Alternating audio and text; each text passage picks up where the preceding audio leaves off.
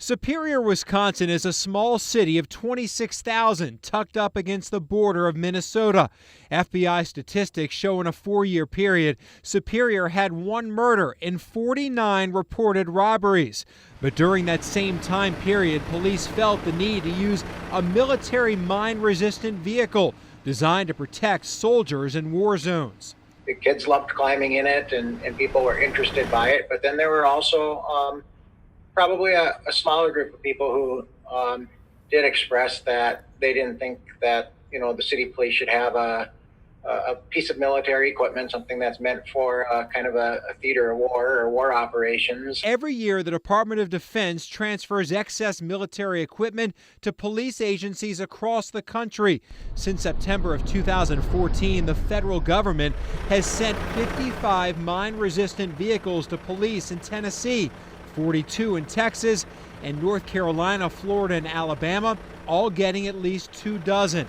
We have to deal with gun violence and dealing with having to apprehend dangerous suspects and have a need for an armored vehicle for some of those assignments. In Madison, Wisconsin, the police department eventually traded in their military vehicle for a civilian version. The military ones are designed for a different mission, and it's really not suited very well for a civilian law enforcement agency. Local departments have to explain why they want the equipment. We found most say they need the heavy trucks for situations from active shooters to hostage rescues to natural disasters. We found Monett, Missouri has 2 of the vehicles for a population of 9,000. Police there declined an interview. Police should want the compliance to come from their perceived legitimacy as opposed from the public's fear of them. And I think once they can garner that legitimacy and that support, the need for that kind of equipment should theoretically diminish. In 2014, after the death of Michael Brown in Ferguson, Missouri, protests and riots led to headline after headline after headline about the militarization of police. The White House ordered an investigation into military gear going to police. But even after criticism and critique, we found a large number of these heavy-duty trucks still going to police. For example, in the 6 years prior to Ferguson, the Department of Defense gave 606 mine-resistant vehicles to local police. In the 6 years since, 493. There's types of military equipment that might never have a place in local policing. There's other types of equipment that might have a function.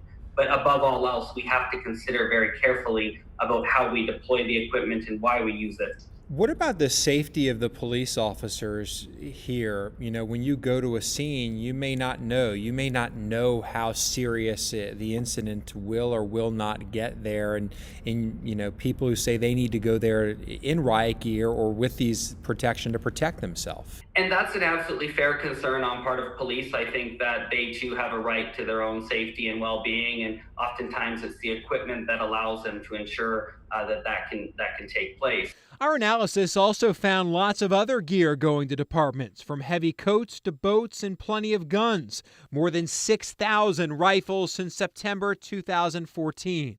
In total, at least 20 requests specifically named protests or riots as one reason for requesting equipment, including batons, shields, an ATV, a video conference system, and riot training suits. Most of the time, we were acquiring items that we'd be able to get on our own anyway, but we can get them for either free or at a much lower cost through that program. So view it more of something that's oftentimes driven by fiscal restraints than a desire to feel more like a military-style organization. Critics say this equipment militarizes local police and sends the wrong message to the community. Who do we hire? What's our culture? What's our philosophy?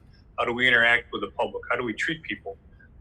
Because you can have a lot of scenarios that don't have an armored vehicle or don't have any of that sort of equipment and have cops behaving pretty badly, and you can have officers using armored vehicles in tactical situations and be completely professional and have opportunities to do engagement with the public. That mixed message is one reason the Superior, Wisconsin Police Department returned that military vehicle and purchased the smaller civilian model. The chief says obtaining equipment from the military isn't wrong. It helps fill a gap, giving departments a way to save money on things they can use, and in many cases would have bought anyway. I always do kind of do a litmus test when we're considering taking something from that program on. 1, do we need it? 2, will we use it? And 3, what are the optics of it?